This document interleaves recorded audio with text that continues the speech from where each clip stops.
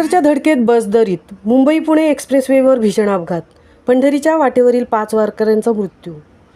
आषाढी एकादशीनिमित्त डोंबिवली परिसरातून पंढरपूरच्या दिशेने निघालेल्या भाविकांच्या बसचा मुंबई पुणे एक्सप्रेस हायवेवर भीषण अपघात झाला आहे.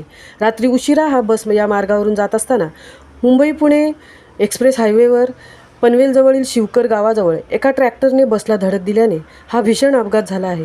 बसमध्ये 54 भाविकांपैकी 5 भाविकांचा मृत्यू झाला आहे, तर 40 भाविकांवर MGM रुग्णालयात उपचार सुरू असून अन्य जखमींची प्रकृती चिंताजनक असल्याचे वृत्त आहे. एक्सप्रेसवेवरील रात्री बसला ट्रॅक्टरने मागून धडक दिल्यामुळे बस दरीत कोसळली.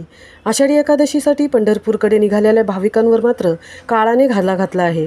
अपघाताची माहिती मिळताच पोलिसांनी घटनास्थळी धाव घेतली आणि बसला दरीतून काढण्यासाठी यंत्रणा कामाला लावली, तर जखमींना उपचारासाठी रुग्णालयात हलवण्यात आले आहे. पोलिसांच्या माहितीनुसार रात्री 1च्या सुमारास मुंबई पुणे भाविकांच्या बसला ट्रॅक्टरने धडक दिल्याने हा अपघात झाला आहे.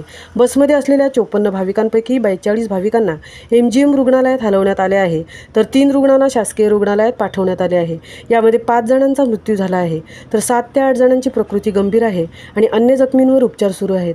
बसमधील सर्व प्रवासी डोंबिवली लोढा या परिसरातील असल्याचे समजते. विशेष म्हणजे एक्सप्रेसवेवर ट्रॅक्टरला बंदी असताना देखील ट्रॅक्टर एक्सप्रेसवेवर आल्याने पोलीस यंत्रणेच्या कारवाईवर प्रश्नचिन्ह उपस्थित केला जात आहे. मुंबईसह संजय कदम, पनवेल.